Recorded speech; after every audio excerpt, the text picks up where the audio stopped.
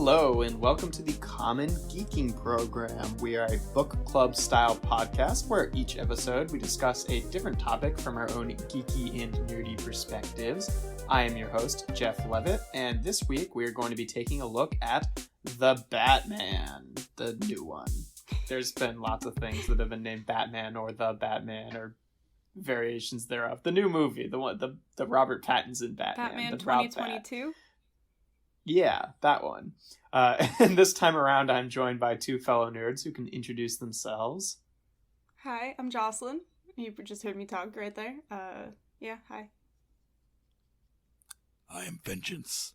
I am the Night. God damn I it. am Chowder. It's like, every time he fucking does it, it catches me off guard every time. And he does it like every episode, so I don't know how it fucking surprises me every time. No one can ever know my secret identity.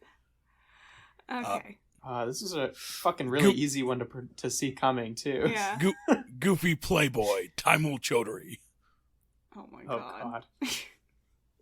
Chowder, you are many things. A playboy is not one of them. Yeah. All right, friends. We're going to start off by summarizing, then discussing the topic, and then we'll end with our little ratings section where we decide if it was good or not. I guess before we jump onto the summary, how you all doing? Anything interesting to fucking banter about? Oh god. Well, on the 14th, I'm going to Mecca, so... Nice.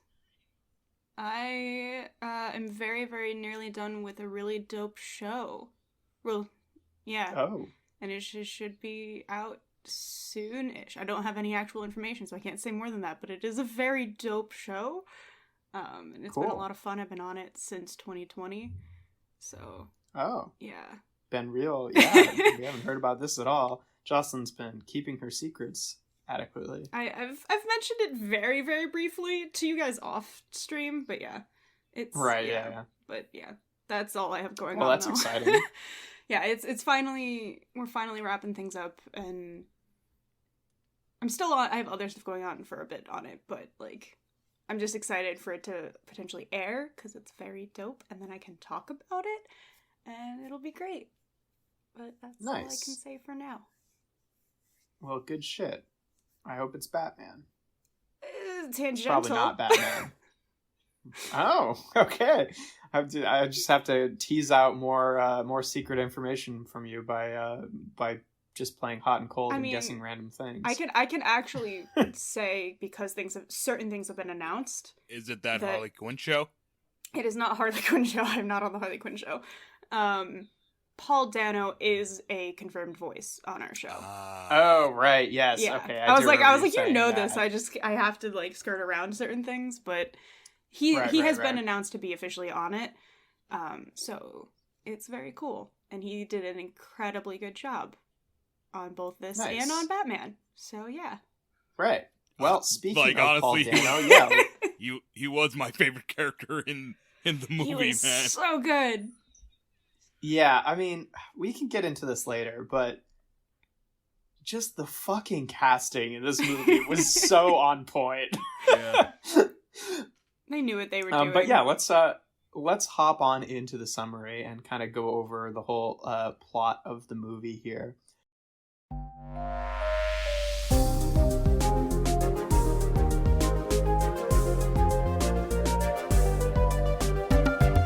So yes, we have a new Batman movie that is unconnected from any of the other DC movies that we've gotten prior.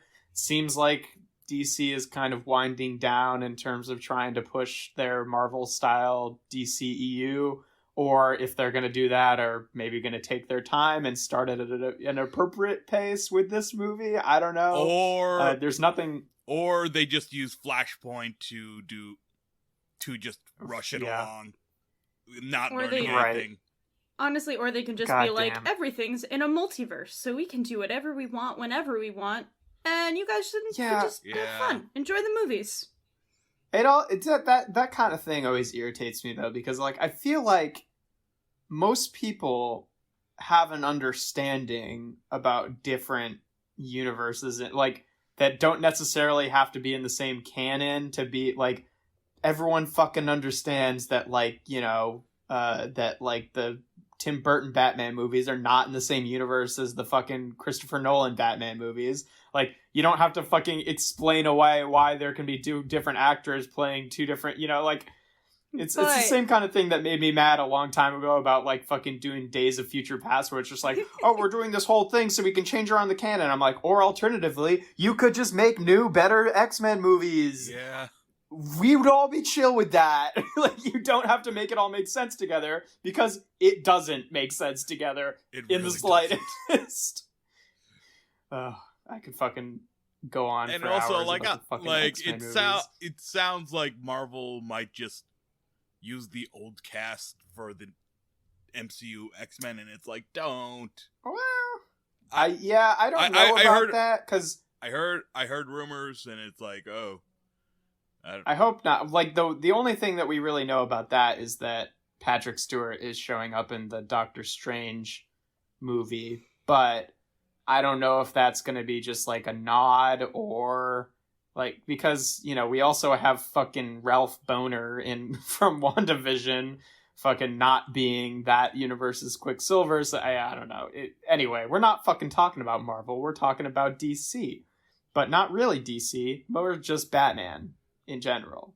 Like, just Batman. I mean, this movie is just Batman. Considering how DC approaches their release schedule, it might as well just be Batman. Like, half their comics are Batman. Yep. Yeah. Anyway. Yeah, they could just give this one the title Batman. This one is just Batman doing Batman stuff. Just to really differentiate and be like, this is not your Ben Affleck Batman, who is with other superheroes. If there are any other superheroes that show up in this, they'll come later, which I appreciate. But I would also appreciate it if it was just a standalone Batman universe. Like, that's fine too, whichever. I would love for it just to be a very noir, down-to-earth Bat universe.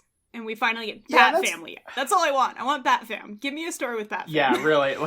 Like, actually, could we do fucking Robin as a child? Yeah. Like, really on screen ever for the first time in, like, live action? Yeah. I mean, yeah, that's the thing about Batman that's always been kind of weird, is that, like, they're just like DC Universe Batman, who is, like, you know, a big member of the Justice League, like top 3 members of the Justice League, and is very integrated in all of that. And then when you look at Batman and his solo stories, it's like, well, like, Gotham as a city has a very, like, weird sort of surreal, like, vibe to it that doesn't necessarily make sense on paper when you consider the larger world that it lives in. So it sort of teeters back and forth between being, like, a believable part of a, like, bigger universe and being, like, its own little, like, weird sort of surrealist kind of, not really surrealist, but you know what I mean. Like, it's also very, like, you stylized. Know, Gotham being perpetually in crime. It's like, you do Batman. You're friends with the entire Justice League. They could help you out. Right, yeah. Like, that makes a little bit less sense as we go on. Like, even if you don't have... But, I mean, I guess it... Even if you don't have Superman doing stuff, you could still get, like, the 50 rich business friends you have on the Justice League and be like, hey, you know how that crime-stopping thing we do? What if we, like, pooled our trillions of dollars? Okay, and, I was like, he's literally a billionaire who could just put money towards proper legislation to, like... Yeah. House, homeless, at least, universal basic income, a lot of actual crime preventative measures that are just supplied through money. Yeah. He could do. I mean, that's... Yeah, but, I mean, ignoring whether or not Batman's in the rest of the DC universe, that's always kind of the case. I mean, they kind of skirt past it in Batman by saying, like, oh, this is not a city where a bunch of people do crimes because of desperation. This is a city because a bunch of people do crimes because they're fucking psychopaths, you know? So it's like, yeah, you can fix the people on the street who are just trying to steal to get by, but you can't necessarily invest in mental fix health. The Joker with social programs. Yeah. Well, one, he could, like, start a mental asylum that isn't fucking Arkham, which is fucking that isn't a prison. Yeah. And two, all the psychopath supervillains still have to hire henchmen who are all sane and thus probably are doing it for the regular reasons you do crime, and thus, if you get rid of... That's why it's a comic book. Yeah. Right, like, the whole thing with Batman is kind of an inherently broken narrative, especially, like, you know, getting into, you know, the more social conversations that we've been having, you know, more outwardly in the past several years.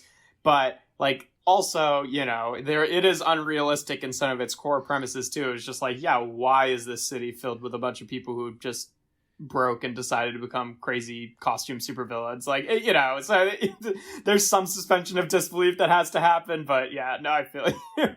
Like, Batman has, like, progressively, like, gone, like, darker and more gritty and edgier. And it's like, the more you do that, the more it brings into, calls attention to just the stuff that you normally would have, like, given suspension of disbelief to, right? Like, you know, when Batman was campier, or... I think it depends on how you're making it darker. Because, like... Yeah, because, like... For this example, like, for this Batman, they went into a different style. Like, it's noir.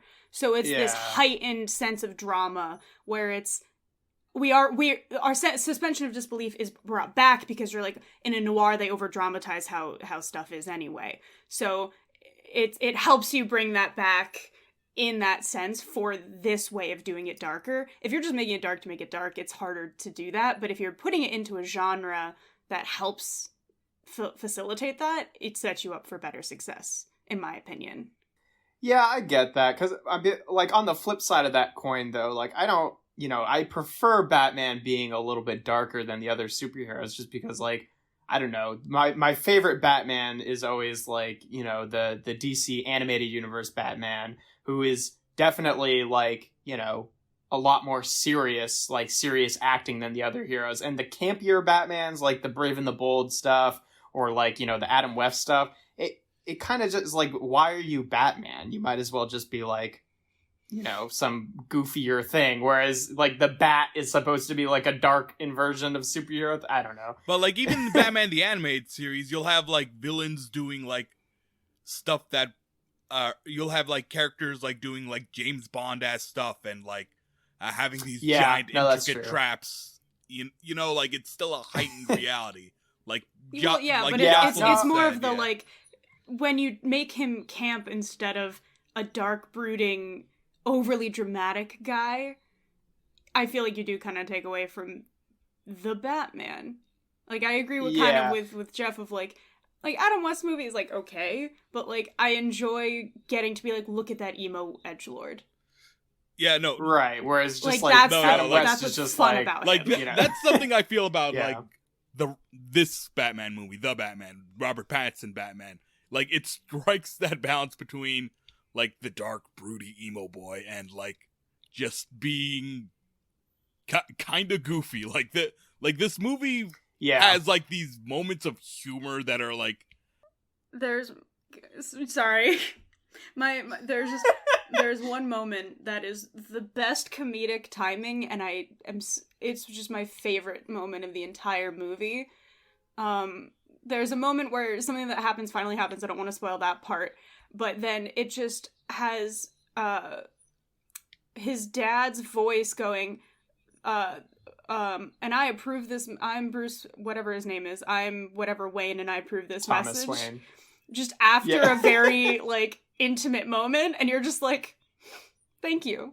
I needed that. Because it's like a pre-lap for another scene, but it just is there's so much longer before we actually cut to that scene that it just sounds like this man approves of what just happened for his son, and it's just wild. or like, after they interrogate the Penguin, like, they, you know, like, he's, like, tied up and they just leave him. He's like, hey, are you gonna untie me? And, like, the camera, like, holds on for, like, a few more seconds to just show him waddling. Just and it's stuck, Yeah, I adore the Penguin in this. But, alright, before we get too much further deep into this, let's start to go over the plot a little bit. So the movie doesn't really do, like, a proper origin story for Batman. I mean, I figure that they just think, like, well, everyone pretty much knows that. We've told that story so many times. So the setting here is a Batman who's been active in Gotham for about 2 years, which is it's a fun time frame to start at because like it gets over the kinks of like an origin story where he's still like figuring it out, but he's not quite as polished as like, And let me tell you, Batman has plenty of kinks. Shut the fuck up. So, at this point, he's fairly well known. He's already on good terms with Jim Gordon, who's still a police lieutenant instead of the police commissioner. But pretty much, it's just the typical Batman origin. Like, the same stuff applies. Bruce Wayne, son of wealthy billionaires that get murdered, and he was a kid, and he decides to go train and try to stop crimes in the street of Gotham to avenge them, etc., etc. The usual stuff. That's all present. It kind of just gets dropped out throughout the movie, but like, it's the usual stuff. There's no surprises there. In this one, Batman is played by Robert Pattinson, which is really fucking funny considering vampires turn into bats. So the movie starts out with this opening bit where we see like several crimes happening throughout the city, but Batman is sort of like narrating and saying, like setting up the tone for the movie and being like, I can't be everywhere at once, but if they see like the bat signal in the sign in the sky, then it acts as a deterrent for crime, which is it's an interesting way of like setting up the city. A quick aside though, I mean, how much of a deterrent could it be if we see like 3 crimes happening? Yeah, really. Well, I mean, I guess the implication is those crimes were happening and then they turned on the bat signal and then some of them stopped, right? But I would also think like, okay, I would think as a criminal, you would just wait to do your crimes until the bat signal turns off. I don't know. But or just do it during the morning. Also, fucking quick aside, one of the 3 crimes that they show in the montage is just some dude fucking, like, doing graffiti, and I'm like, I fucking hope that's not the guy he goes to choose to beat up, because fucking priorities, man. I think we can deal with some street art when some dude is literally robbing a bank or whatever. Well, one dude was, like, robbing a convenience store or something. Right, yeah. And then the other was just gang initiation beat up a man. Right, yeah. The usual. You see a guy in the street and you go beat the fuck out of him. Happens in places like Gotham that crime is rampant. But the first kind of like plot relevant scene is Gordon, who in this one is played by Jeffrey Wright, which gave me pause at first just because usually when I see like Jeffrey Wright and stuff, he's got more like the bald shaved head, but he really fucking like puts on the look as Gordon here. Yeah. And I was sold pretty immediately when he started talking in the movie. Like he makes a really good Commissioner Gordon, even if he's not commissioner yet. I really enjoyed their relationship, their dynamic, because like we're early on in their story that it's like he kind of trusts the Batman more than he trusts anyone else, but he's also like, who the fuck is this man? What is this weirdo? One of my favorite fucking weird things that they wrote into this movie is in Gordon's dialogue, in almost every single fucking scene, he calls Batman man.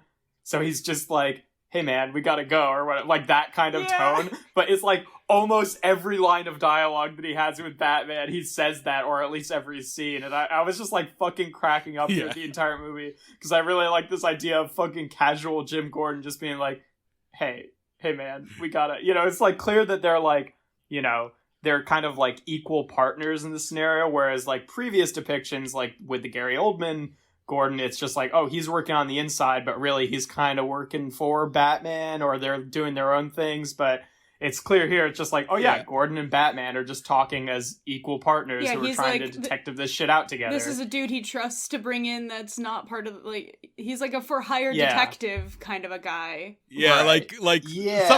A depiction in fan art that I've come to kind of love is like this depiction of like Jim Gordon like being like, hey Batman, don't be so down.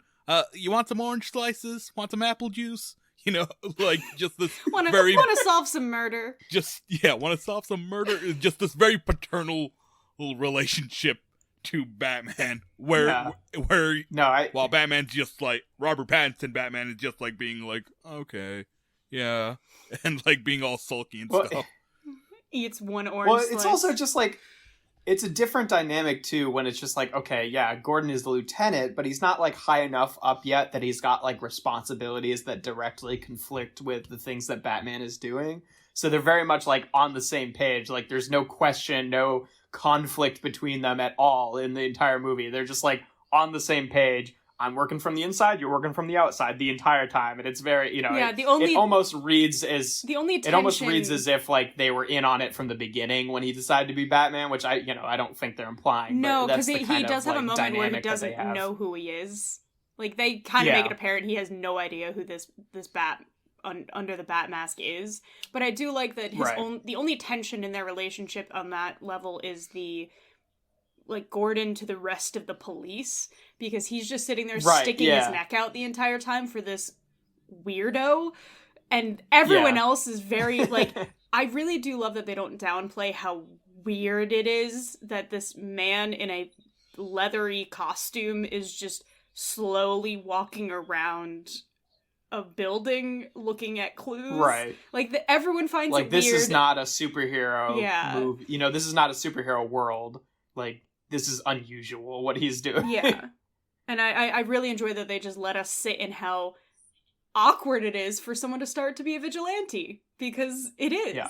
Anyway, so Gordon lets Batman onto the crime scene because the mayor has been shot and killed by a serial killer who we find out to be the Riddler. He wasn't shot, though. What? Like, the way he was killed was like he was bludgeoned by like a carpenter's chisel or something. So that's right. Yeah, you're right. Forgetting all the clues, no, that's my Jeffrey. Bad. You're right. It's been fucking like a month since I saw this movie. Yeah, Dano works so hard on laying all of these little clues for us, Jeff. We have to make sure we pick them up. Yeah, so they've got like the question mark there, and then like the real reason that Gordon like specifically made sure to let Batman know this crime scene is because there was a note left for him specifically. So we're kind of setting up that the Riddler is doing something and he wants Batman to kind of figure him out or to be involved in it. We're not really sure, but there's like, you know, he's involved somehow. So this is like new to all of the characters in the movie, but for the audience, it's pretty clear that it's the Riddler because like, you know, he's kind of newly established at this point. Like we get a question mark and some clues or whatever. So if you're watching the movie, you're like, well, okay, this is the fucking Riddler. We've seen a fucking Batman before. Comics. We know about the Riddler, right?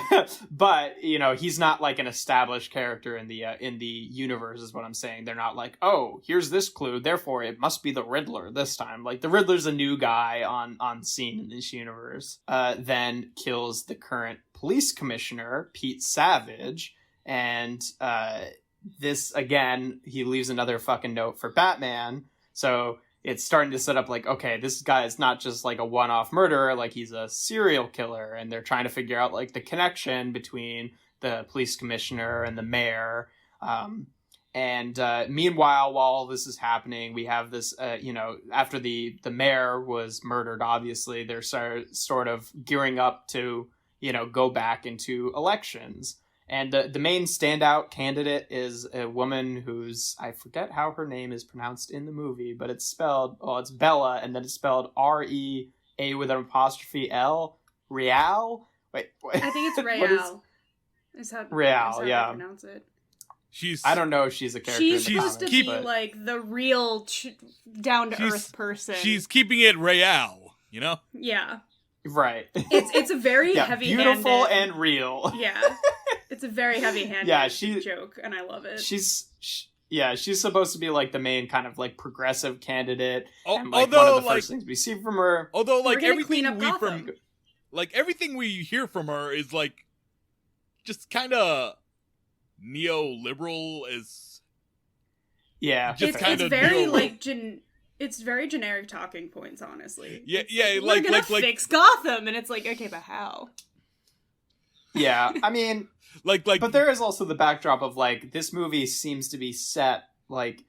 I think the thing that they're really running into a lot is that Batman does not really work that well when set in, you know, like closer to present time. So it feels like I don't know if they ever like really say when the movie is set, but it feels like 80s or 90s, doesn't it? No, they definitely use stuff like thumb drives and smartphones and advanced technology. They use a thumb drive And I'm pretty sure that we hear the year that his parents die, or the year that they open the orphanage. I'm just talking out of my ass then. Yeah, no, I remember the year they die because it's the same year as like that Shrek came out. So like, so you know, there's. Oh yeah, okay. It takes place in 2019. All right. Look at that. I'm wrong. Yeah, no. Yeah, because I only knew that because I know they specifically gave the year that the orphanage opened because it was relevant to the plot. And also they use a thumb drive, yeah, I mean, and it's like literally made from a thumb. The thumb which is drive. Another bit of like, oh my god, that was one of the first things of the clues that he solves is that there's a thumb drive because they cut off the mayor's thumb and it was connected to the drive. And that joke, because I think it was meant to be played for laughs. That is the first instance you're really told the vibe of this movie for me. Yeah. I was like, we're going to do that kind of humor? Okay, we're going to have a fun time. Yeah, no. Like, when that like, that's the kind of... Yeah, when that happened, I was just oh my god, you shut the fuck up. It was great. Anyways. Well, it's also just like, because that's the kind of like sick joke that the Riddler would make, you know? So it's not necessarily like, oh, this is the film's humor as much as like, this is what they're setting up the Riddler to be, which is good, because it's like, the Riddler has always been... It was how it was shot, it was how they reacted to it, like, all of that comedy built into it. I was like, this is gonna be a fun time. Yeah, but like, the film's peppered with that kind of humor too, and it's not always related to the Riddler. Yeah. Like, I mentioned, like, the penguin waddling, but there's also a scene later on where like Batman's like flying/gliding through the air, and like he hits a bridge and then hits a bridge and then he hits like a truck, and it's like pure slapstick. Yeah, that fucking really stood out to me, because it was like, when I watched that, I was just like, oh, okay. I guess, I don't know, when you're trying to make like a more... Like, it's definitely a heightened reality movie, but when you're trying to make a movie, like, feel more realistic, throwing your main character into something that just, like, 1,000% should kill him on impact is... I don't know. That totally stood out a lot for me, where I'm just like, why did they make that choice? Because I didn't really... I don't know. I didn't think it was that funny when I watched it. It was just, like... Oh, I was dying of laughter from that. Yeah, I don't know. Because, like, for me, it was just like, it felt like the intent there was to show, like, okay, he's not, like, really expert level yet. He's just kind of figuring shit out. But, like... The entire car chase, for me, full disclosure, I saw it in, like, the seats that move as you're watching. Oh, yeah? Which, so, like, I was in a 4DX theater. So, it was raining every time that they were outside, and it was raining. So that was fun, because it's a noir, so it rains a lot. And you're just like, oh, is it raining in here? Every time. Because it's like a little, it's like a drizzle. It's really wild. The only time the seats had like little impacts here and there, but then the car chase, you feel like you're in a car that's about to like get crushed, because they're in a car that's about to get crushed. It was the most actively invested in a car chase I've ever been, because I was like, Robert Pattinson, I need you to be driving a tiny bit better right now. This feels very unsafe for me. And it was so like, for me, I was pure, please learn to drive better, sir. Like, this is scary, but it's because I'm involved. Yeah.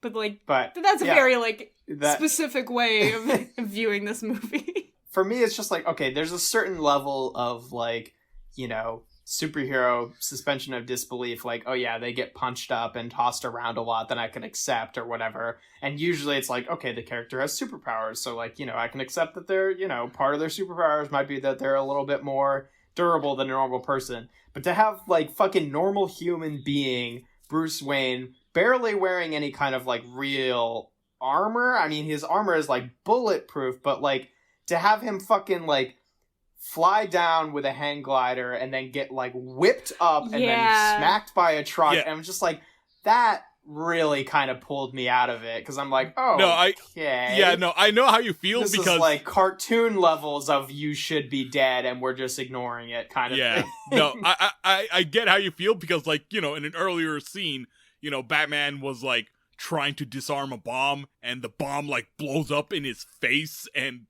he still lives somehow. It's just like, and let's not get it started on like Alfred, who doesn't even have the armor, had a bomb blow up in his face, somehow fucking lives. And he doesn't have, like, any real scarring on his person.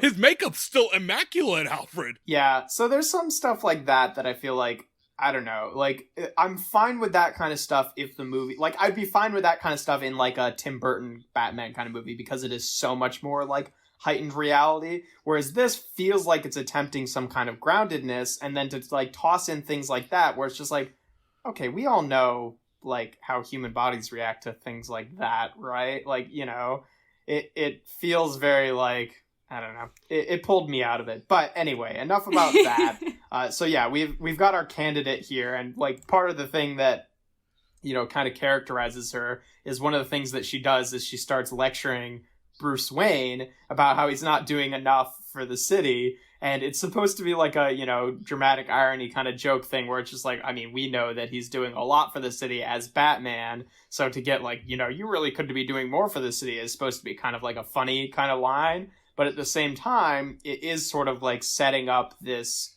like, you know, internal struggle within Batman, because, like, she's right, you know, like, it's setting up the idea that he has to both be Batman and Bruce Wayne. Whereas in a lot of other movie iterations, we see Batman kind of playing the, you know, playboy philanthropist socialite as Bruce Wayne as much as we see him being Batman. Whereas in this movie, he's really only Batman. He doesn't want to be Bruce Wayne at all. Right. Like, when he's Bruce Wayne, he's just, like, brooding off in the corner and being weird, right? So it's like, I feel like it's starting to set up this narrative, like, from, you know, a moral standpoint that he has to also be Bruce Wayne and, like, do things with his money that benefit the city. But then also, you know, like, eventually, I assume, like, in the next movie, we might get to a practical standpoint where it's just like, hey, dude, if you just keep acting like a total weirdo recluse who came back to the city about the same time that Batman showed up, people are gonna figure it out. Like, you have to put on a bit more face. It's wild. And because her saying the stuff about, like, oh, because her entire thing of saying you can do more for the city also circles back weirdly to the plot. And I don't... Mm-hmm. Yeah. Partially because, like, she doesn't realize it at the time, but, like, the fund that she's talking about is plot relevant, and it's also, like, the first time we kind of get established of, like, oh, there's this fund that the city was using that, like, he hasn't been watching over, and then it does circle back into that, and I just liked, they really took their time laying those little, like, nuggets of information in random ways so that when you get to the information being told to you, you're like, oh, wait, we did hear about this. Okay, this makes sense. Yeah. Because the movie, they laid the groundwork for the clues for us as an audience to try and figure out, even if we had no way of being able to connect the dots, which was kind of cool. Right. Which is, you know, it's neat because the movie is playing less like a superhero movie and more like the mystery, you know, like detective story. Noir. Yeah, exactly. Right, which, like, I feel like Batman's at his best when it is a mystery, a detective story with, like, a James Bondy kind of twist to it, where the villain, like... Let's not fucking forget that the D in DC stands for Detective Comics, because Batman is the detective. And it's always, I feel like, flashier and more tempting to, like, show off all of his gadgets and stuff on the big screen when they're doing movies about him. But when you get down to the core of a lot of Batman stories, like, that's another really interesting aspect of his character that doesn't really get explored a lot. So I do like that they're kind of going that way in this universe. Yeah. Sorry, I just wanted to point that out because it was also, like, a nice little nod to all that, So, like, where are we in the summary right now? I feel like I've lost the place on that. Well, I was just talking about the candidate for mayor being revealed, right. But to move it on here, Batman ends up they end up discovering, I forget exactly how they did. Oh, the thumb drive, right? We talked about them finding the thumb drive in the mayor's car that has evidence that he was having an affair with some woman, or at least having some interaction with her. I don't remember if they just thought it was an affair or if that what it actually was. I can't remember, to be honest.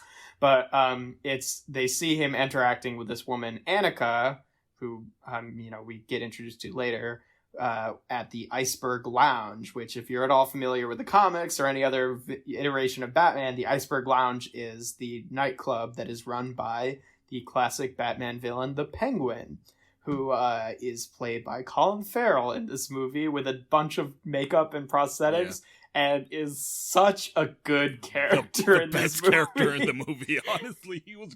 So Batman goes to confront the Penguin, and, he kind of plays dumb, but when he's at the lounge, also relevant here is that in this, like, I don't know if this is usually part of the Penguin story, but in this universe, the Penguin is also kind of the like right-hand man of the crime boss, Carmine Falcone, who is played by John Turturro, which was, gave me pause at first. I don't know. Falcone is, I feel like, usually portrayed as being kind of a little bit more similar in body type to like the Penguin, being like thicker or whatever. And John Turturro has kind of been ruined for me by the Transformers movies. Like, I have a hard time taking him seriously in anything when I just think about his fucking character in Transformers. But he does end up being a really good casting choice. But just thought that was worth mentioning. But at the lounge, he meets Selina Kyle, or as you might know her, Catwoman, who I'm just fucking mentioning the goddamn cast here, is played by Zoe Kravitz. Again, another inspired casting decision. She does really well in this movie. And he figures out that she was actually roommates and friends with this woman, Annika, who's, having those interactions with the mayor. So basically, she goes missing. Annika does, not Selina Kyle. And Batman ends up recruiting Selina to, like, go undercover at the Iceberg Lounge and, like, wear fucking camera contact lenses. And basically they end up finding out that the police commissioner who was killed, Pete Savage, was actually working for Falcone, and so is the current DA, which is making him, like, the likely candidate for the Riddler's next murder. I've been talking a while. Anyone you want to interject here? Wait, where do we leave off? I'm sorry, man. Well, we just found out through Selina Kyle that the DA is also working for the Riddler. Right. And that kind of transitions to, well, Batman also finds out that Selina has some sort of connection to Falcone, but it's a little bit unclear as to what yet at this point in the movie. And then this transitions to the Riddler does end up kidnapping the DA and putting a bomb collar on him and having him answer riddles to save his life. And he's like, Batman is there and helping out with that. But then the last riddle is something I want to point out is, like, how he makes his entrance where, like, he's stomping around in his, like, combat boots. And it's like, how are you a master of stealth with boots like those? You're just like, right? Yeah, this is definitely a heavier set Batman, and it doesn't once throughout the entire movie do at least I don't remember doing the thing where, like, Gordon is talking to him and then turns around for like half a second and then turns back and he's not there anymore, but just realistically must be just like hiding around the corner or something like that. Which I feel like it had to have happened when they were on that roof of the it happened a couple of times, yeah. There was a couple of times where he was left because they're at the crime scene and he's just gone.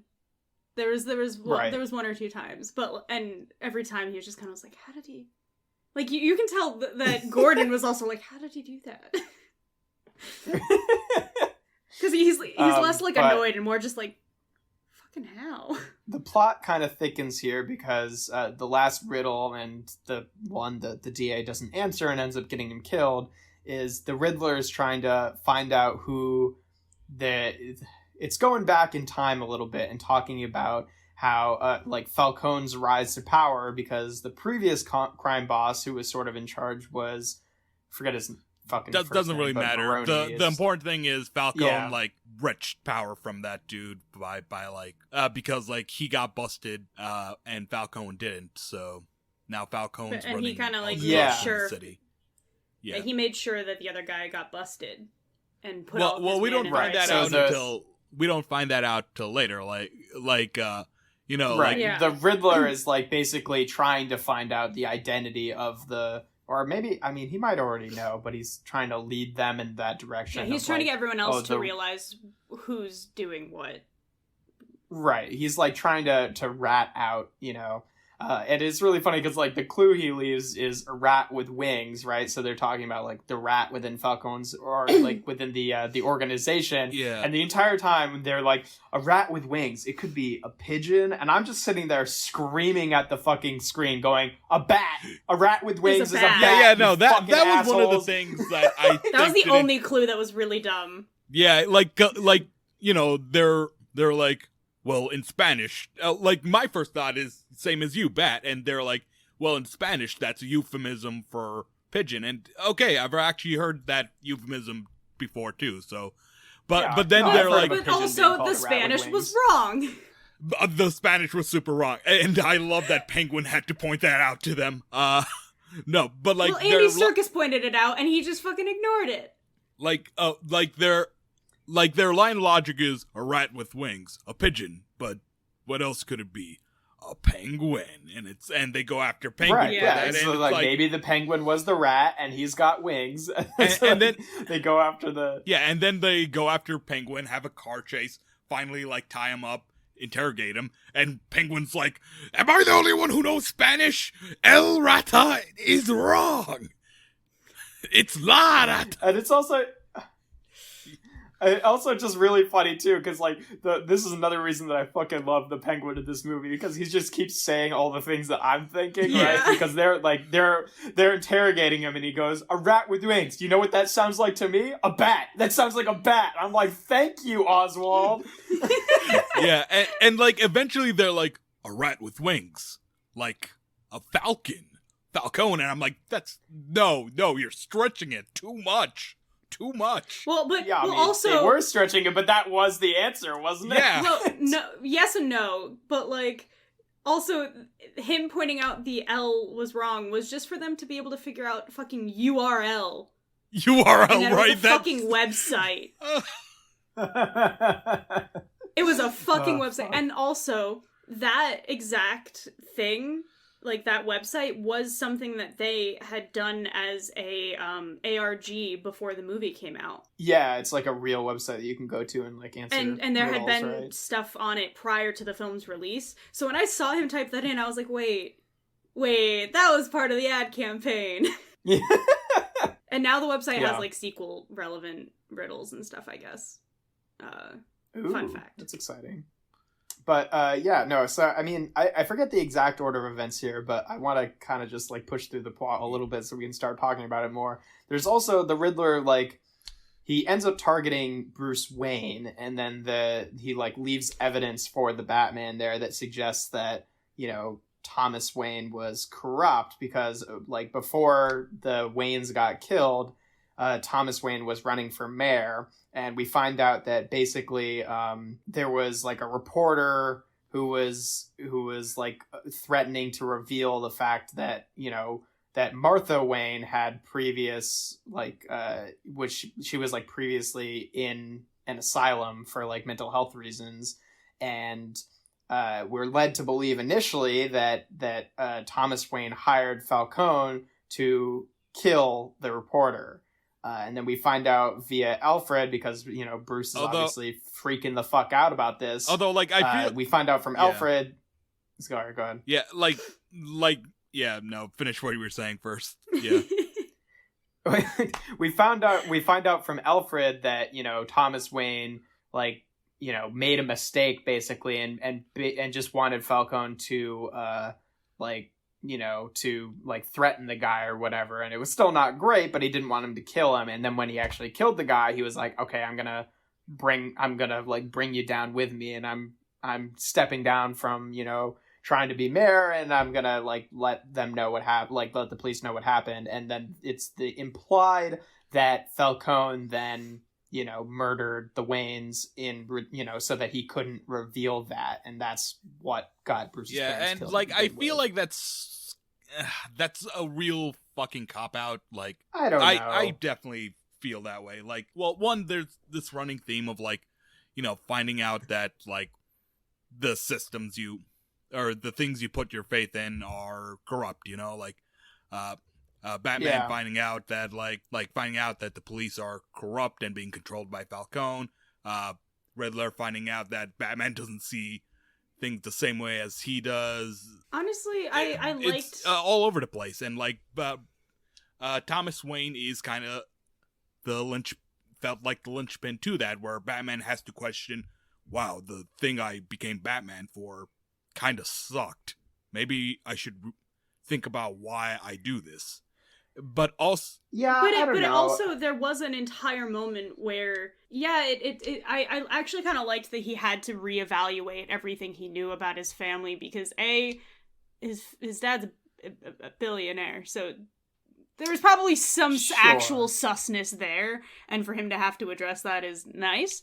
But like, his dad was still a good person. We do ultimately find out that his dad was trying to protect his wife, who had mental health issues, and having that be a public thing that like hurt her, would destroy her. and like make her worse because now she has to deal with the repercussions of everyone else knowing something she didn't want them to know. So like, I actually really liked that it was the person being an asshole was being an asshole and manipulating things to make the Batman reevaluate without realizing he was making the Batman reevaluate. Right. But like, he was just trying to play this mental game on Bruce Wayne. He didn't realize what he was doing for the Batman. But we also get the Batman get that reassurance from Andy Serkis. I love him as Alfred, by the way. He's great. But like, he's like, no, your dad was meaning well. He did his intents were good. And that I like that because like it was nice. I liked this full circle of it. That's my thing though, and like why I'm glad that they kind of like not walked it back, but like, you know, made the opposite reveal that like, okay, he wasn't actually, as you know, it's like, I don't know, I take issue, I think, with like, okay, just making it, I don't know, my words are not coming out properly, but like, I think that I'm not usually a big fan of stories when it's like revealed that like the Waynes had a lot of like really corrupt stuff going on, because it's like I sort of don't want them to continue being relevant parts of the Batman story, you know, like that's his motivator, but and their like, story is over. There's parts of like there's part of it that, you know, like I agree with you, Jocelyn, when you say like, well, he must have been kind of skeevy because he's a billionaire, and that's one suspension of disbelief that I have to take in when looking at things like Batman or Iron Man or Green Arrow. Is just like, the part of the suspension of disbelief is in the superhero world, you can be a really rich person and also be a good person. Whereas in our reality, I don't believe that to be the case. You know, like there, you have to have exploited people to have gotten to a position like that, you know, like, I guess with Batman, it's one thing because he's inheriting it, but also, like, realistically, like, you could just donate all of your, you know, funds into social programs. It's like, there is a suspension of disbelief there that, like, if we're accepting, you know, if, like, we're taking the, billionaires are inherently bad people thing, then that kind of just breaks the whole Batman story in and of itself. So it's like, but like, you know, like in real life, I can see why you think it's kind of a cop-out, Chowder, but, like, It didn't feel like a cop-out. I think that plotline can feel like a cop-out, but I think that the way that they did it feel important for him to have thought about it, and I'm glad that it wasn't true, and that he didn't have to, like, actually grapple with it, but, like, it's nice that we're not just kind of, like, I don't know, I feel like they could have handled it in a way that would have felt way more cop-out. Right, like, at the end of the day, it kind of lands as like, okay, Thomas Wayne was a person who had flaws and made mistakes and wasn't this idyllic father figure that, you know, Bruce Wayne thought he was. You know what it kind of reminds me of, Chowder, is Steven Universe. And how, like, they just spend so much time, like, adding greater and greater, like, atrocities that Rose committed throughout the series, that it's just like, could you just fuck off and let her be dead and not make, and you're like, I get it. We had to have the shift from, oh, she's perfect to, you know, she has flaws and makes mistakes and doesn't always do what's right. But then it just keeps going. Just like, oh yeah, she was a monster. You know, that's why I was glad that they walked that back, because like, all about like characters forgiving each other. Rose is the only one that goes unforgiven. And it's like, the only difference between Rose is better than almost all the people you've forgiven. Like, the only difference between her and them is she's not alive to make her case. She's dead. Right, exactly. So it's like, I mean, I know, like, obviously Batman is not a story about fucking forgiveness in the way the Steven Universe is, so it doesn't quite follow the same thing, but, like, you know, there's a certain point where it's just like, okay, I get that we have to take these figures that, you know, are, like, presented as, like, idyllic by our main protagonists and make them a bit more human and capable of making mistakes. But for me, that doesn't necessarily mean that you have to transition to being like, oh yeah, actually your parents were actually bad people and you have to grapple with that, you know? Like, it still works in the same context, but it's also like, I don't know. We were told all of this information by someone we already established for the audience is not someone to fucking trust. Thomas Wayne was a horrible person from someone who was actually a horrible person. Yeah, but also Riddler also, Sure. like, revealed it as well. And, like, Riddler, not a good person, I'm saying, but, like... no, but he was also saying like, stuff in a very different... Riddler wasn't saying because he also didn't have all of his facts straight either, but, like, the Riddler wasn't trying to paint him as this guy who had a bunch of people murdered, which is what Falcone was trying to do. No, but the Riddler was trying to paint it as basically exposing all the corruption in the city, and Thomas Wayne was a part of that. So, like, he was... But basically implied... Riddler's thing was he made this entire fund that let people take advantage of the money. Yeah. That was how Thomas Wayne was involved, in his mind. Was Thomas Wayne was aiding and abetting all of the crime and corruption, so he is also at fault.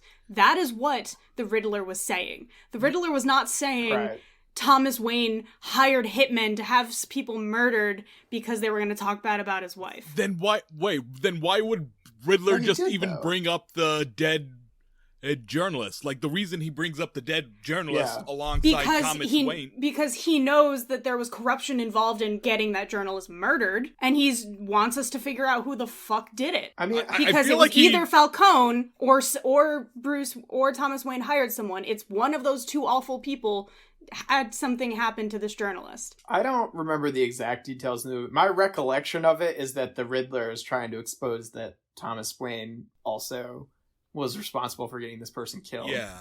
But that's the impression that I got. I don't know for sure. That's what I remember, but you could be right, Jocelyn. It's the way that they're presenting it, though, where it's like, from all of the people we're being told things, we're already supposed to be suspicious of the information being given to us. Is my position here of, like, it's not like we're being told by Alfred, yeah, he hired a hitman. Like, the way we're being initially told all this information is with a grain of salt. So when it's backpedaled, I don't think that's true, though. I mean, I think that's true of the information we get from Falcone, but that's how it read for me. Because I was like, I didn't ever really super trust that Thomas hired a hitman, and if he did, it was to protect his wife's, like, mental health secrets. And I was like, honestly, if that was what he was doing it for, cool. Yeah, I mean, like, that was my personal takeaway from it. I was like, if he hired this man to do it and it was for that reason, I actually kind of don't care that he did that for, like, he shouldn't have been writing that article in the first place. That's kind of shitty to do to someone. So, like, fine, maybe don't murder him, but, like, right. I mean, I don't know. The way I read it, though, is, like, I don't think we are ever supposed to be questioning the information we get from the Riddler, right? It's supposed to be like, oh yeah, he's exposing all this information and this is relevant, we should be paying attention to it, but that doesn't excuse the fact that he is, you know, serial killing people. So in my watch from it, though, it felt like that the information of who killed the journalist was murky from the Riddler, if that makes sense. Yeah, you could be right. I think because of the context clues around it and having Falcone say it was implied that it was Thomas, but it felt like the Riddler was like, and the journalist died. What's up with that? Because he was like, this was all happening, and then the journalist died. I wonder who did it. And it's like, oh. Right. It was sort of like, okay, the Riddler suggested it, and then Batman went to Falcone to confirm it. Yeah. Is what it felt like to me. But anyway, enough about that individual point, because we do need to move on here. So, I mean, we gotta zoom in through the plot a little bit here. We find out that Falcone is actually Selina Kyle's father, you know, she's got basically the impression I got is like she started working at the Iceberg Lounge to get closer to him and try to like bring him down, right? Yeah. Yeah, I think so. I think she was either trying to get validation or take him down. I think she kind of would have been okay with either option at definitely that point, take him down. but it seemed more angry. And eventually we get they follow all of the Riddler's clues that are kind of like really laid out for them to follow, and they end up discovering the identity of the Riddler. But like they expose Falcone as the one who was actually the rat, and they're bringing him to like arrest him, and the Riddler shoots him while they're arresting him. Catwoman also tries to kill him at some point, and they have like a whole fight because Batman's like, no, you've thrown away your soul. You know, classic Batman stuff. He doesn't want to kill people. And Catwoman is totally chill with killing people, and that's their conflict. I love that for her. But yeah, so Falcone gets killed, and then they bring in the Riddler, who is Edward Nashton. And when they said Edward Nashton, I just straight up yelled at the screen, "Cowards!" Yeah. Because, come on, you're doing the Riddler? Commit. His name is Edward Nygma, as in Enigma. Mr. Enigma. Stupid. Yeah. I love it so much. As in stupid pun names. It was sort of the same thing how, like, in the movie, they, like, the Penguin, whenever he, like, introduced himself, would only call himself Oz, when I'm like, okay, but your full name is Oswald Cobblepot. Let's not downplay the ridiculousness of this character's name, but fucking whatever. Whatever. Fine. We have to make everything a little bit more realistic by calling him Edward Nashton, which I know is another name that he uses in the comics, but it's also a cop-out name from the stupidness of Edward Nygma. And we have to call him Oz instead of Oswald Cobblepot. Fine, okay. We can't just have a funny, silly time with our Batman villains being stupid idiots who are named things that are clearly... Yeah, really.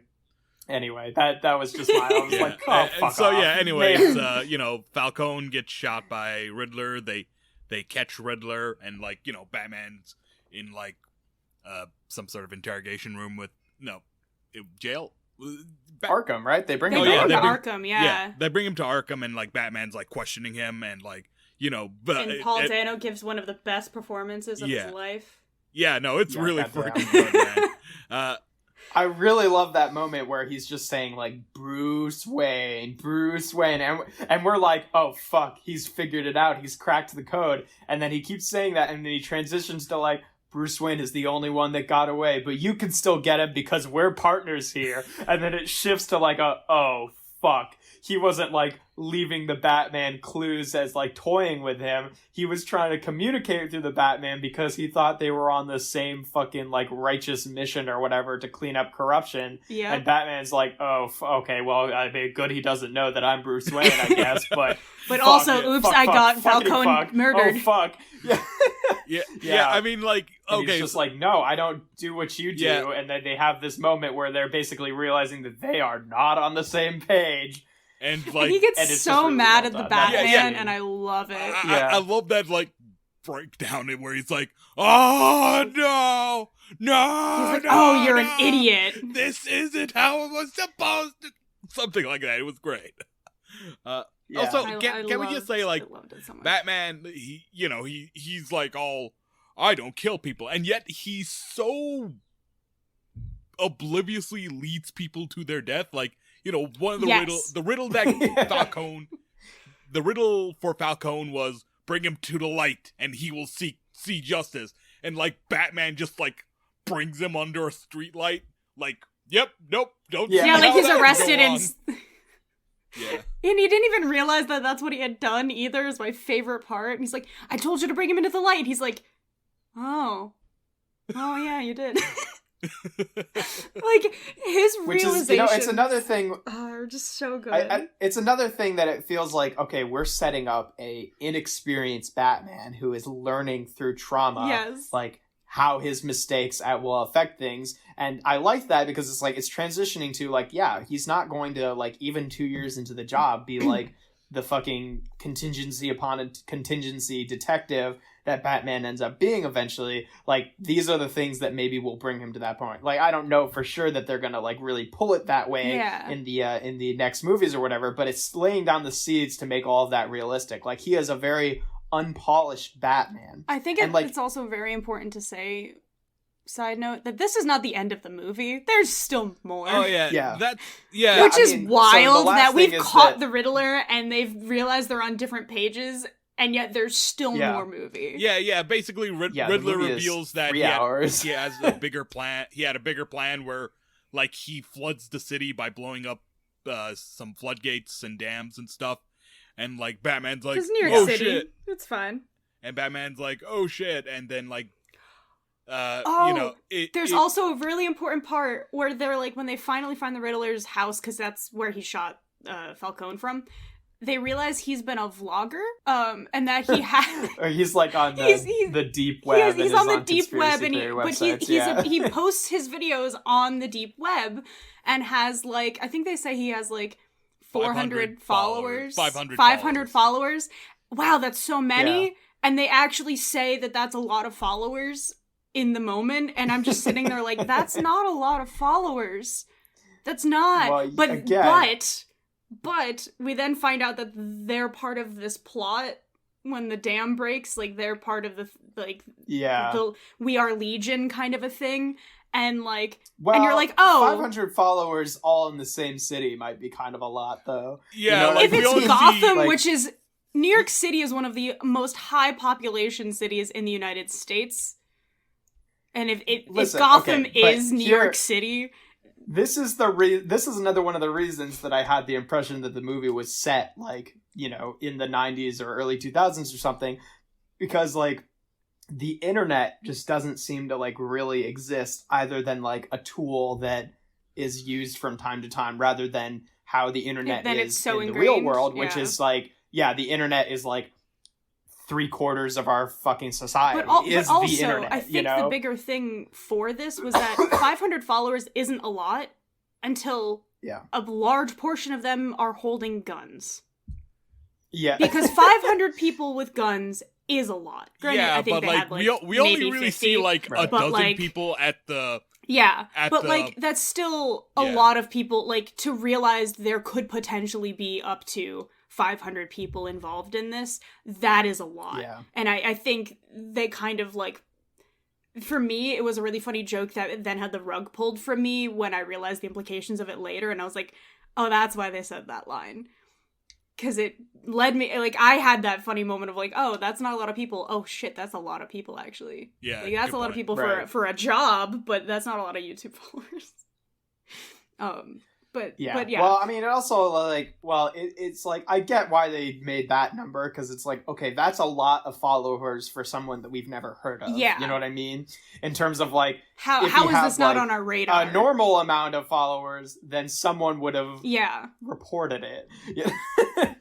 But anyway, enough about the fucking Riddler's followers. His plan ends up working, and he does flood the city. But the last part of the plan is killing Bella Real, the person who is presumably going to be the next mayor of Gotham. That was her acceptance speech night. Oh, yeah. Because the election happened, right. she won, was the new mayor. And they were having the acceptance speech at Madison Square Garden. Gotham Square Garden? Yeah. Is that what it's called there? I don't remember but it's Madison Square Garden. Gotham Square. Sure. But they, it's apparently also where they evacuate people to in times of crisis in the city. So he knew by doing the floodgates that they would all be forced there, so more people would see this act of terrorism. Right. And they try and they fail because the PD, like, they're able to talk enough, and the police are able to stop certain parts of it. Batman's able to stop certain parts of it. Yeah. Catwoman's able to stop certain parts of it. Anyway, the city gets flooded. Batman saves the day. There's this whole narrative about how he wants to not just be a symbol of fear and vengeance in the city anymore, but now actually be a symbol of hope, which is presumably going to, work into him being more proactive, Bruce Wayne, and philanthropic in the next one. Yeah. Although, like, there's this one, like, bit where it's like, I don't know if it's supposed to be humorous or not, but, like, where there's, like, one part where, like, Batman's, like, holding one of the Riddler goons, and he's like, "Why'd you do it?" And the Riddler goon was like, "Vengeance!" And like there's this look on Robert Pattinson's face that's like, "Wait, did I say that earlier?" And it's like, yeah, it's supposed to be like a realization moment for him of like, he helped partially cause this. Like, this entire like, thing is because... This is what he's inspiring as being bad. The way he's acting is instilling this. Yeah, but the way... Like, when I saw it, I couldn't help but chuckle just because, like, the look on Robert Pattinson's face where it's just like, wait, didn't I say that? Did I do this? Yeah. But, yeah, so that's pretty much where the movie wraps up. We do get a little... Selena Kyle leaves with her cats in a cat carrier on the side of her and motorcycle. She's like, "Let's go rob some billionaires." And it's like, and he's like, and Robert Pattinson's like, so long as it's not that Bruce Wayne fellow, he's pretty swell. His exact words. It's just that meme of the fucking puppet who's like looking forward and then giving side eye. You know what I'm talking about? Yeah, he's just like, He really does that look though. He does that a lot. They also did kiss, like, they're a thing, kind of, but yeah. they can't be together, obviously. Star-crossed lovers. The usual. And then and then we get a tease to the Joker, which we don't really have to talk too much about. But we don't at all. But yeah, that was a very long and drawn out summary of the movie. But is there anything else you individually? It's a long movie. It's a long movie, 3 hours, and there's so much to talk and about. And it has a lot going on. Yeah. But. Yeah, my only real thing to talk about is that Paul Dano fucking crushed it. What's his name as Penguin? Is that Colin Farrell? Colin Farrell, He fucking crushed it. The makeup department crushed it. Yeah. Like, yeah, man, like that makeup could survive explosions. Very impressive. It was a beautifully well crafted film. Like that, the people making this film crafted it. And I appreciate it. Yeah, and that's honestly the thing that I came away with the most from it is just like, first of all, the casting was all very good. But second of all, I really like how this takes a step back and doesn't feel like, well, I mean, frankly, a lot of the past superhero movies that DC has produced where they all feel very reactionary to whatever Marvel is doing. Yeah. Whereas this feels like, okay, we are making an honest attempt to make a good movie in its own universe, and we're going to be willing to take our time with, having things work out, and it's not going to feel necessarily like a big superhero movie, and like we're going to let it be fucking this like 3-hour noir where frankly like the Batman doesn't even really like get to the bottom of anything. The entire movie is him just like following the hints that the Riddler gives him and then just like finding the answers that the Riddler wants him to find. Yeah. And there's no like... Yeah, there's no fucking, like, parlor room scene where it's just like, oh, but we figured out who the Riddler is. Like, the Riddler's plan all along seemed to be to get captured, Yeah, like, and they did not have any idea who the Riddler was until the Riddler wanted them to know. Yeah. Exactly. Like, the Riddler was in complete control of the entire thing. I feel like the movie didn't need to be 3 hours. Like, I kind of wish the movie just ended after they caught Riddler and, Batman has this confrontation. Here's the thing. And, like, he and Riddler... They actually... They could have actually made it, like, probably 2 and either 30 minutes or 45. I could see them cutting some stuff down and still keeping the full plot that we got, actually. There are certain things, minor things here and there that you could have actually taken a little bit of air out of because it just was so much time that wasn't helping with the ambiance of it. It was because there's just certain things where you could have tightened it up a tiny bit and probably gotten it closer to probably 2 hours and 45 minutes, which would have felt a bit better for the audience. I will say though, I enjoyed it. I wasn't here's my controversial hot take. I don't think the whole flooding sequence, which is practically just a fourth act to this film, needed to be there. I think it would have been better off leaving it at Batman confronting Riddler, realizing, having a realization, and having that sort of bittersweet moment where it's like, oh yeah, Riddler won. Batman has to think about. But if he, but if he doesn't, my problem with that, if we don't have that, like we don't get to see how Batman changes based on the information that he now has. Like, we're just stuck with Batman realizing he has to change and then have to potentially wait for, if this movie got a sequel, which, yes, it already has been greenlit for a sequel, but at the time of us watching it, we had no way of knowing that. So it would have felt very unsatisfying and anticlimactic for us as a viewer and for the character to just, oh, Batman lost. Which is, I do think there are times where you can do that and have it be a really poignant message. The first movie with a character, probably not the best way to do that. Yeah, and I think I think that they hit a good chord with that, with the whole flooding thing, because then the whole idea of him saving the new mayor, I think, was able to give him enough of an actual win in the story where it's like, oh yeah, the Riddler's plan did not go completely off without a hitch, you know? We still got enough of this whole the Riddler won kind of thing because, like, they played exactly into his hands how he wanted it to, but at the end of the day, Batman was able to still save someone at the end of the day. And I do think that's important because, like, if it just ended the movie like with all of that, it's just like, well, then why? Yeah, Batman's just his accomplice. Why is Batman even there, right? Like, he could have just done it without any of that. Like, literally, you know? if we had ended the movie with him finding out that he had been a pawn for the Riddler the whole time, so is Gotham. Like, that's, like, this entire ending arc is more about his connection to the people of Gotham and his way of stepping forward for the people of Gotham than it is about, like, and, like, it's the Riddler still won, and we're still gonna deal with the effects of that, but also, he's realized he has to actually protect Gotham. He can't just beat up some guys in an alley and call it a day. He needs to actually be there when it matters. And honestly, you know, like, I kind of prefer a long movie sometimes if it's willing, like, if it, like, I agree that there's definitely areas where they could cut some fat, but it's hard for me to even fully say that when I think about the fact that, like, well, part of the real winning aspect of this movie is how it does feel like it really does take its time with everything. Like, nothing is super rushed through, and we get, like, you know, 3 characters from Batman's Rogues Gallery, the Penguin, Catwoman, and the Riddler, and then a little hint of the Joker, right? And it feels like a world that is lived in a way, because, like, though, yes, all 3 of them are active parts of the story, it's not like this typical superhero narrative kind of thing where it's just like, okay, the villain is doing this thing that is personally connected to the hero, and he has to beat him at the end of the day, and there's no reason for this villain to still exist after the storyline is over. So that, like, the Penguin and Catwoman, Catwoman was a bit more involved, but, like, the Penguin was mostly just there, like, doing his stuff. Yeah, he's just running his club, and, like... Right.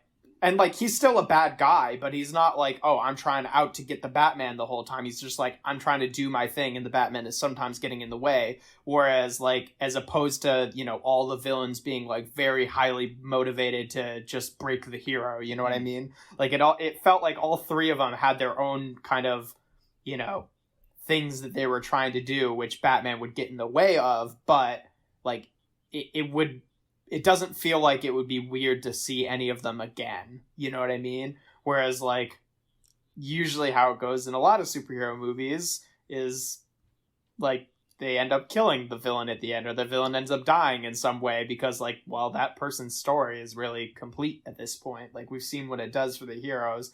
Whereas, like, it's more to it than that with this. You know what I mean? This all felt because it feels like we're establishing a lot of stuff. And so there's now a lot of threads that they can pull at for other movies. Yeah. Oh, which is really nice. Like, it feels like there's a lot that they can still play with. All right, I'm gonna, like, make my prediction for the next Batman movie down now. I think they're gonna try to do, like, an adaptation of, like, No Man's Land story arc. That's the one that starts out with the fucking Riddler flooding Gotham, right? That's not Court of Owls, right? That's a different thing? No, that's not Court of Owls. That's a different thing. Okay, No Man's Land starts... Our Pats has hinted at Court of Owls being... I mean, they could be... Just to...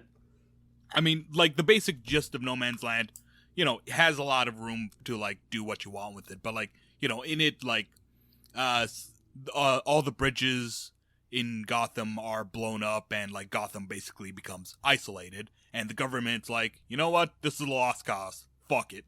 And so, like, Gotham is like without electricity. It's gone like pure Mad Max, and like now Batman has to like and like all the supervillains have like, you know, carved out their own like part of Gotham where they like run things like a lord running a fief. We sort of did that in the third Chris Nolan movie, though, right? I mean, kinda, not really, because like in No Man's, we didn't really get to go into it enough. Yeah, exactly. Yeah. Like if it's it was not, touched like, on, it was like I a mean, very surface level. Like there is a Batman comic though that like the entire premise of it is literally the Riddler has flooded the city, right? And they're dealing with the aftermath of that. Like that's the starting premise. I'm not sure. But I don't know the title of that comic. I don't know enough that of the is Batman a comic. comics. I just do know that there's been a lot of speculation that it could be the Court of Owls if they're choosing to go more with the Bat family, because I think a lot of people, don't hold me to this, but I think including our Pats, were saying that this would be a nice world to bring in, God, what is his name? The first Robin. Dick whatever Grayson? his name is. Dick Grayson? Yes. Dick Grayson. Yeah. Yeah. Yeah. This would be one to like not like at the jump of this next movie have him have a Robin, but like by the end of the movie he's now got a sidekick. Yeah. Probably. Yeah, I sort of feel like I mean like yeah. I want them like that's the thing with this movie and my grander issues with the, you know, like what the DC movies have been like more recently is like I really want them to take their time with this story. Like I sort of feel like we shouldn't do Robin until we've lived enough with this character that he does feel like he's the more like established hero in the play, you know, because like right now we're still figuring out Batman and we need Batman to like get to full Batman but status like, before we can do Batman and Robin. Depending on the comics though, Batman has not figured his shit out by the time he accidentally adopts a child. Yeah. Because like that's a lot of the times sure, it's but, not helpful for him. I mean, here's the have... significant thing about like the way No Man's Land ends. It's like, you know, like everything's going to shit. The villains look like they're winning. They're about to win, and Batman like makes out a call. I'm sorry. I thought I could do this on my own. I realize now. I need help. I need to work with people, and like, you know, that's like a rallying call for like the whole Bat family. You know, Robin, Batgirl, and everyone to like come together and like make the city right and save Gotham. And that is kind of like how No Man. So, you know, I could kind of see like that happening in another. Sorry, I'm looking up here. There's this like Batman Year Zero, which lasted like an entire year, and the first part of that, Secret City. The story begins with Gotham City being destroyed in a flood that the Riddler caused. Hey. So they could do that. So they might be doing that one. Yeah.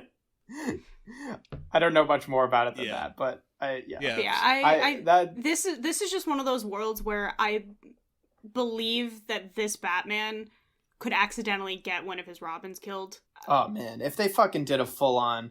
That's the thing is just like I'd like a whole fucking like ongoing Batman cinematic universe where we can have Dick Grayson and have him age out of being Robin and then get Jason Todd and then do that story where Jason Todd dies and then like by the time we're fucking done with this, you know, Robert Pattinson will be like 50 and we can do fucking and you know what? Like, as long as the script is interesting enough, shit. He'll fucking do it because he loves playing a weirdo and that's what Batman is to him. God, but like, look, if we managed to convince Robert Pattinson to play this till he's 50, I don't want Batman Returns shit. Frank Miller sucks. I think his books suck.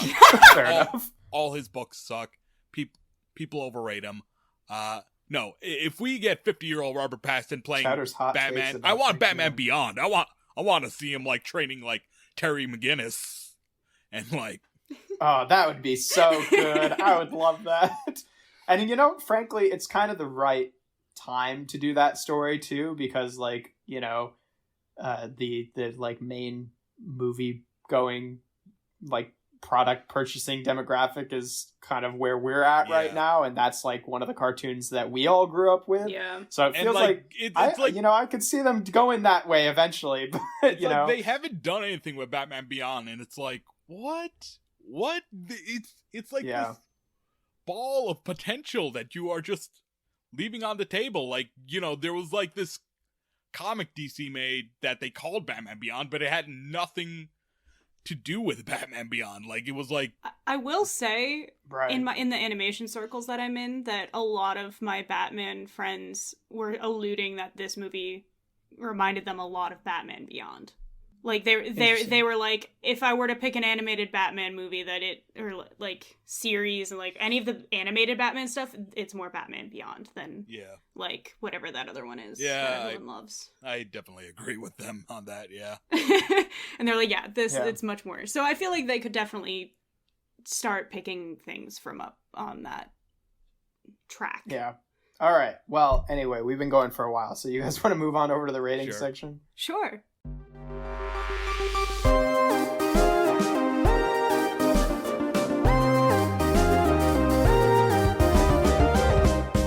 All right. Thank you all for a very, very good discussion there. Now we're going to be moving on to the ratings, where we're going to rate the topic on a scale from 1 to 10. Gun pieces that make a symbol. Oh, right. Batman's rogue gallery characters. Robert Pattinson. 1 to 10 different things that we could come up with that mean a rat with wings before we get to bat. Yes, which, I like that. Also, random side note again, because I reminded myself of the bat that is made of the gun that killed his parents. He used it as a letter opener. Like, right, did they ever say that was the gun that was used to kill his parents? Or not like, in the movie, but that is what the director said when they did the costume announcement. Right, yeah, because like I knew that as a detail, but it's never explicitly really said in the movie. Yeah. It is just something the director said when they dropped the design. And I just love that he uses it to like cut some crime scene tape and use it as a letter opener. How did Bruce Wayne get that gun? Right? I mean, I guess like, you know, I guess like the guy who shot his parents was then like just dropped the gun and ran. Yeah, he dropped it and ran. Yeah. And so I think it was like crime scene evidence, you know, and then he broke in and stole it. But why would you drop crime scene evidence? Like, you can't. Anyway, Jocelyn, go ahead first. How'd you feel about the Batman? Are we really using the 1 to 10 fucking rat with wing euphemisms? Rat with wing euphemisms. Okay. Or just rats with wings, if that helps. I do love rats with wings. I really enjoyed this movie. Or alternatively, 1 to 10 times that Gordon calls Batman the man. Casually. Hey man. Hey man. So hey man, we gotta go. Hey man, I know you're feeling down. Are you alright, man? Want some appy juice? I really gotta say, I think I give it a 9 out of 10 rats with wings. Just because, like, I really did enjoy it. I really loved it. I really want to watch it again in theaters, preferably in seats that don't move. But, like, it was just, like, I really enjoyed it. But I want to, like, I do wonder about its rewatchability now that I know everything and, you know, that kind of stuff. Some of the comedy aspects felt out of nowhere, but also felt completely in its place. So it was a very odd viewing experience, but I really enjoyed the viewing experience. I do think we could have shaved off a couple of minutes just on like it's not even changing any beats or anything. It's just like there's certain like wide shots that could have been cut a few like frames earlier that would have just, if you just do that a bunch, you'd probably lose a couple of minutes. Definitely could have cut out the fucking Joker stinger. Yes. Oh my god, the Joker stinger was not needed. But I did really enjoy Robert. I really think he did a very, very good job at being the Batman. You felt like he lived in the suit. You felt like he felt weird when he took the bat suit off. and had to be a human, and like that was really nice. I really liked his way of playing Batman, and I'm excited to see how he eventually starts playing Bruce Wayne more. Andy Serkis killed it, Colin Farrell killed it, every single person in this cast killed it. I think it was a very good crafted character movie, and I think all of them did their homework, they did their research, and I think they all performed the characters in the setting that they were in very well. So I give it a 9 out of 10 rats with wings. Nice. Chowder, how many rats do these wings get? I'm gonna give it 8 out of 10 rats with wings. I would like to make one of the euphemisms an alternate universe where Remy decided to become Batman. So that's rat with wings. Anyways, like Remy from Ratatouille. Anyways, one, I will say, Robert Pattinson, I think he's the best live action Batman. He's just very good. I love him. I love that emo boy interpretation. That's one thing. Like, you could kind of categorize all the Batman movies into like different kinds of school kid archetypes, you know, like the Tim Burton movies are like the goth kid, the Joel Schumacher movies are like the theater kid, the Nolan movies are like the ROTC military nut, might walk into the school and shoot everyone up kid. Oh my god! Chowder.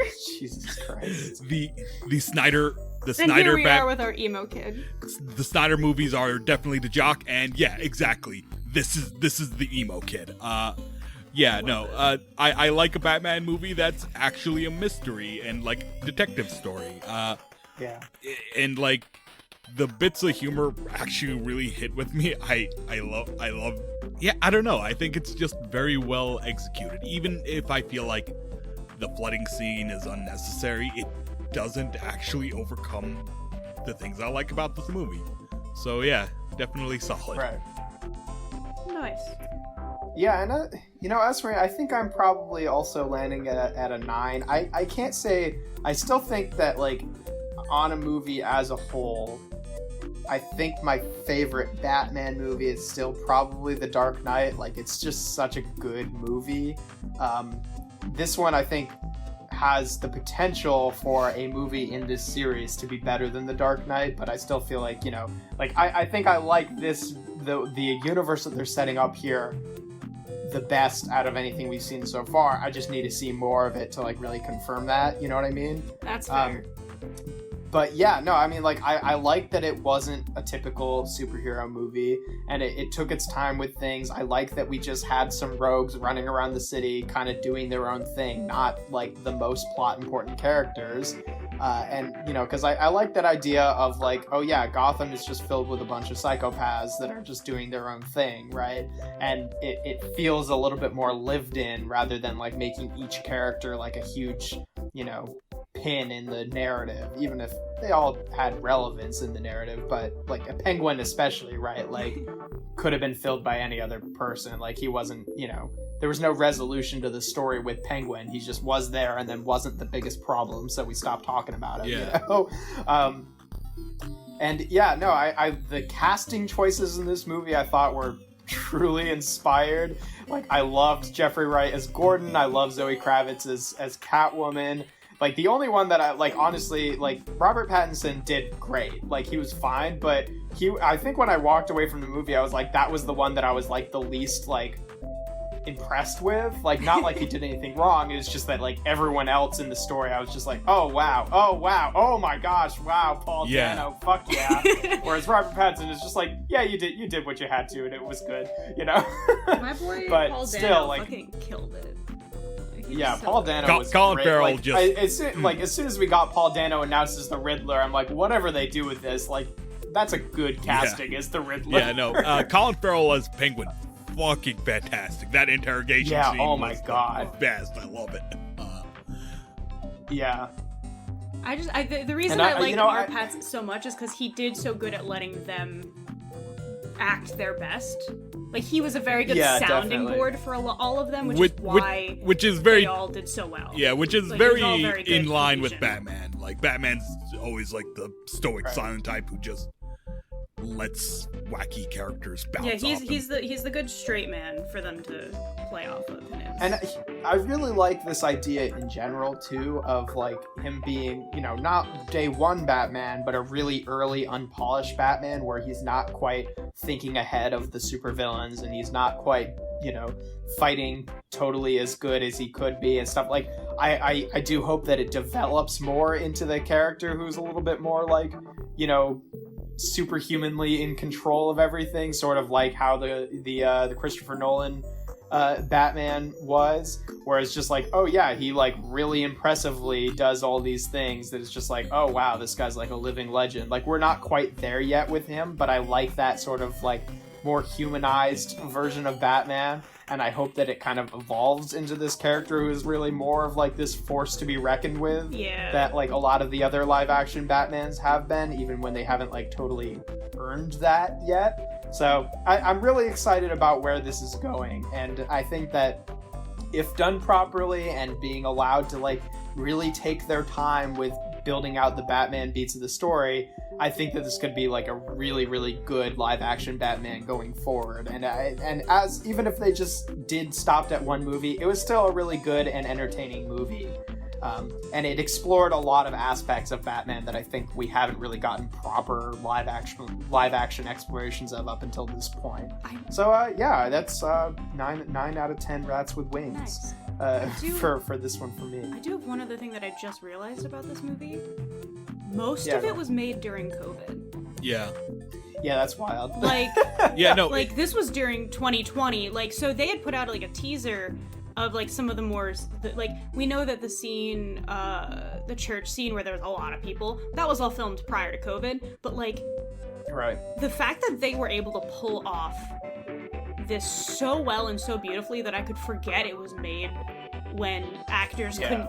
There was a lot of set regulations, especially because like they had to shut down for a while because Robert Pattinson got it. They had to shut down. There were a lot for of like multiple times. There were a lot of limitations they had to work around in order because of COVID, and also there's like a lot of like acting decisions that like are informed by the fact that Robert Pattinson had like an earpiece in with like the director giving him direction remotely and you know, because they like couldn't be. Yeah, exactly. And like, so like there's just plenty of moments where you can just tell like Robert Pattinson's doing one thing, he's get told, okay, now turn to the right, and like he does like and like he turns and like he doesn't turn his head, he just turns his whole chest like he's a first person shooter character.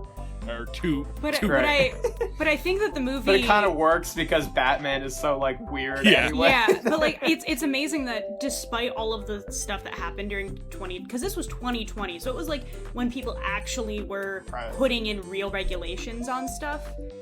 There's been a lot of movies that have come out that were during the 2020 filming period where you can tell that it was made during 2020. You can't tell with this. And there's things that you can find if you're really looking for it, but like, it's I wasn't even thinking about that when I was watching it. Yeah, like I literally was like, oh wait, this was filmed because for other reasons I remember why this was being filmed in 2020. But like, like you can't really tell, and I find that like they stopped production for like a long time at one point when everything first shut down because everyone was like, how do we even do films safely? So there was 2 different moments where everything shut down for a very long period of time in 2020, and you can't tell that from the actors, you can't tell that from anything, and I'm just, it's very impressive, and I think everyone who worked on this movie deserves a huge round of applause and pat on the back because they did an amazing job. All right, one give them all one last thing Robert pat on the back. One last thing I want to say before we move into credits. That scene where like Robert Pattinson like, you know, jumps off the building and like glides through the air. There's this one shot where like the camera's like super close up to his face and like he's just like gritting his teeth a lot. That's it. Like that one shot just kind of sticks on my head for some reason. It's just Just want a gif of that? Yeah, exactly. It's just so it's stuck in my mind and I don't know why. But yeah.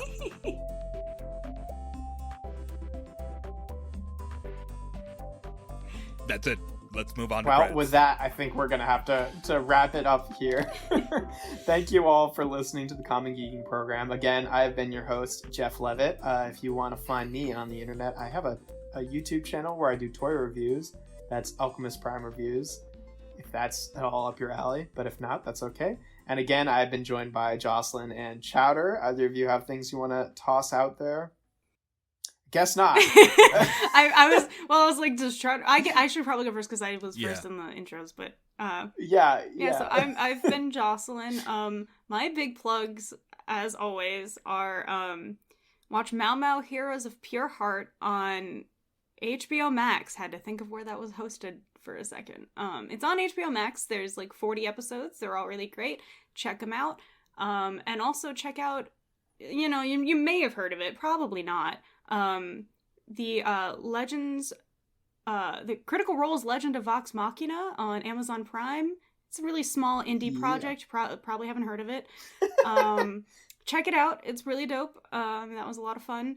And those are the two things to do to support me. Thanks. Hi, I'm Taeemul Chowdhury, or Chowder, whichever you prefer. You can find me on Twitter at Taeemul_Chowder. You can also find me on our sister podcast, Dice Populi, a real play D&D podcast. The current story arc is about to come to a close. The one I'm DMing, it kind of went on for a while. I got a little ambitious with that. Yeah, that's what I got to say. Woo! So yeah, check out all of that stuff. Dice Populi is great. Definitely watch that. Yeah, no, it's a good time. Or listen Don't to watch. that. There's nothing to watch. I mean, you can watch something while you you're listen. listening to Yes. it. Yeah, right. It has to be something without audio, though. Yeah. Because, Anyway, our next episode of the Common Geeking Program will be another Common Briefing Program where we look at the geek news for the month of April. And that'll be airing on the first Friday in May, which will be May 6th.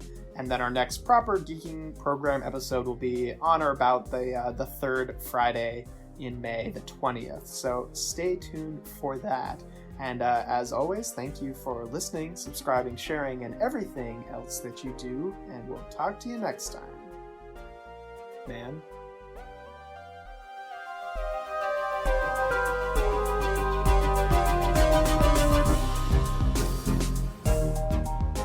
This episode of the Common Geeking Program was created by Jeff Leavitt and Colin Ketchen, with this episode hosted by Jeff Leavitt, featuring Taeemul Chowdhury and Jocelyn Barkenhagen. This episode was edited by me, Taeemul Chowdhury, with music by Colin Ketchen.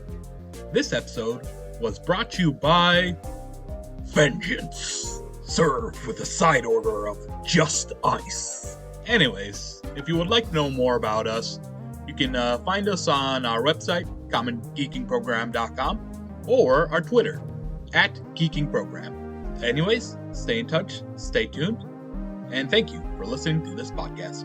Ciao.